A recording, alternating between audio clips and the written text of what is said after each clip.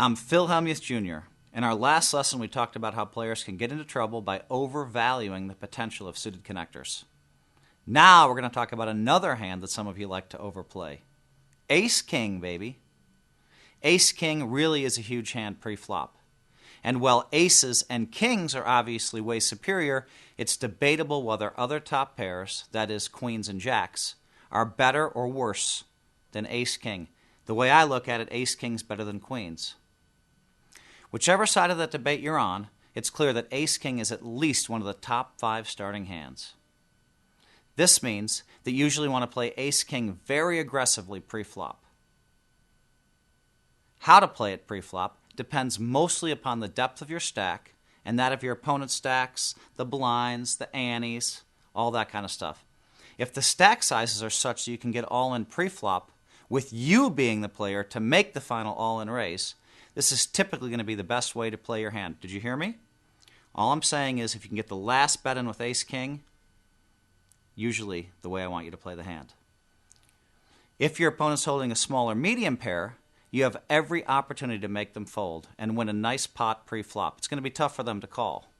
If they don't fold, you still have almost a 50% chance of winning what is now a very large pot. If your opponent is not holding a pair, then you could be a monster favorite. Maybe you're tied, but you can be a monster favorite if they have ace-queen or ace-jack or king-queen, and you actually want them to call. If the stacks are too large for the hand to be played all-in pre-flop as above, or the timing of the actions will mean that your opponent gets to be the all-in raiser rather than you, then you need to play this hand to see the flop. Sometimes. But in this case, we'll go with this line. In this case, you're going to flop one pair or better only about 1/3 of the time, and you're going to have to make a potentially difficult decision the other 2/3 of the time. Whereas if you were the final aggressor pre-flop and you only have one opponent, you're almost always going to want to make a continuation bet. C-bet, baby, whether you hit the flop or not. After making this one almost obligatory bet, you will need to proceed by deciding how likely it is that you have the best hand and how best to get the most chips from your opponent when you do hit it.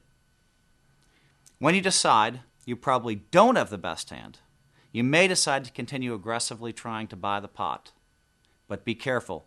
Ace-king is the first hand that most people put you on when you raise or re-raise pre-flop. So when you miss the board, they will often call you down with any hand that beats ace-king.